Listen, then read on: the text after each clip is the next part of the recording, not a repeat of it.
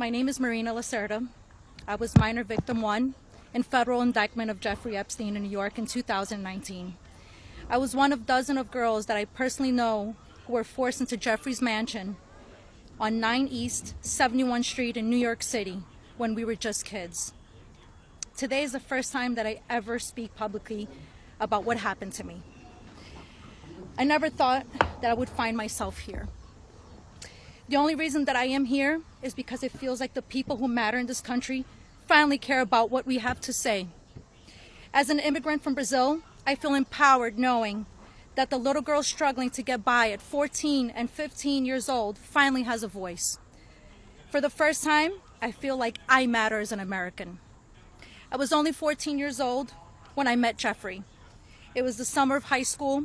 I was working 3 jobs to try to support my mom and my sister when a friend of mine in the neighborhood told me that I could make $300 to give an older guy a massage. It went from a dream job to the worst nightmare.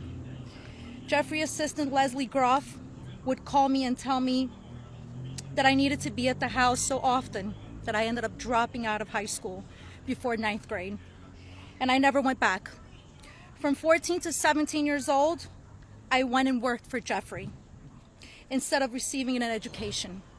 Every day I hoped that he would offer me a real job as one of his assistants or something important. I would finally have made it big, as like we say, the American dream. That day never came. I had no way out. I was until he finally told me that I was too old. There are many pieces of my story that I can't remember, no matter how hard I try. The constant state of wonder causes me so much fear and so much confusion. My therapist says that my brain is just trying to protect itself, but it's so hard to begin to heal knowing that there are people out there who know more about my abuse than I do. The worst part is that the government is still in possession right now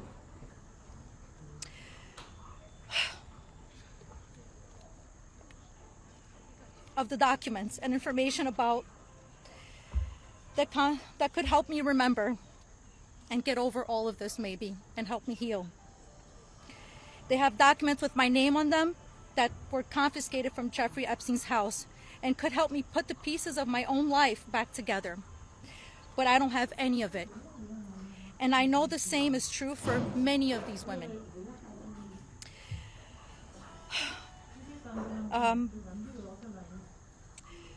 We are here to support this bill today, not only for transparency, but for the American people. But if the government is going to release these documents to the public, describing the crimes committed by Jeffrey Epstein and others, the least that they can do is give me my documents that they have about me. The other survivors deserve the same respect from our government. While identifying information must be redacted to the public, it is equally important to provide the victims themselves with unredacted information. I will never forget when the FBI agent showed up in my door in 2008.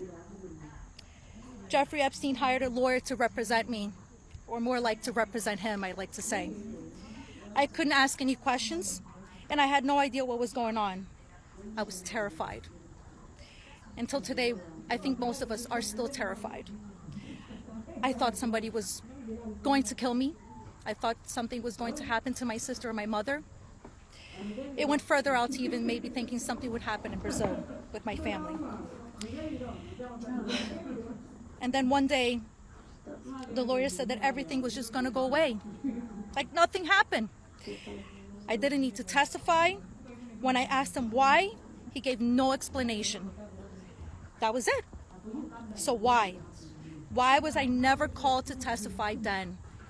We could have saved so many women. We could have saved so many lives from being abused.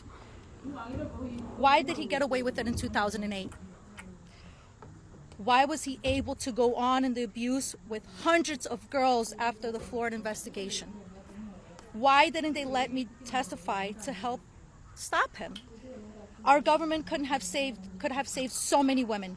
But Jeffrey Epstein was too important, and those women didn't matter. Why? Well, we matter now. We are here today, and we are speaking, and we are not going to stop speaking.